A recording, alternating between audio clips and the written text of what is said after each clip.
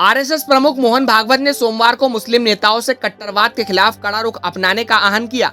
उनका यह बयान तब आया जब ये बहस का मुद्दा है कि अफगानिस्तान पर तालिबान के कब्जे पर भारतीय मुसलमानों को क्या प्रतिक्रिया देनी चाहिए। देश में तालिबान को लेकर अलग अलग टिप्पणियां आ रही है और उन पर विवाद भी हो रहा है।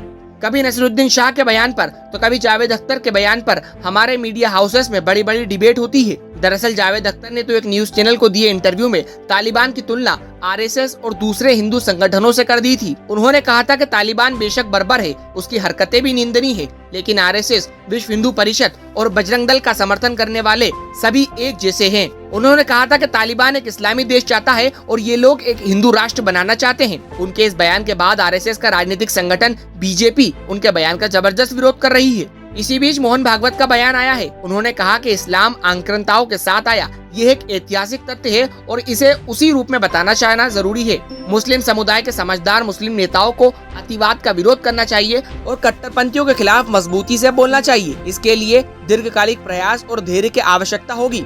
ये हम सभी के लिए एक लंबी और कठिन परीक्षा होगी। जितनी जल्दी हम ये करेंगे उससे समाज को उतना ही कम नुकसान होगा।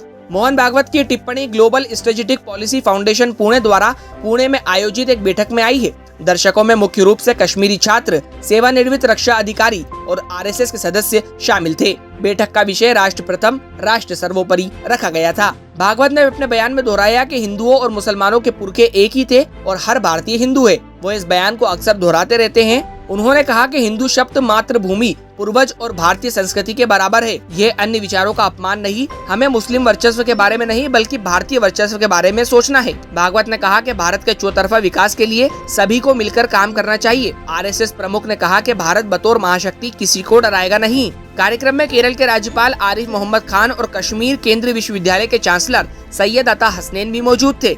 आरिफ मोहम्मद खान ने विविधता और बहुलवाद का सम्मान करने के महत्व पर जोर दिया। उन्होंने कहा कि ज्यादा विविधता से समृद्ध समाज का निर्माण होता है और भारतीय संस्कृति सभी को बराबर समझती है।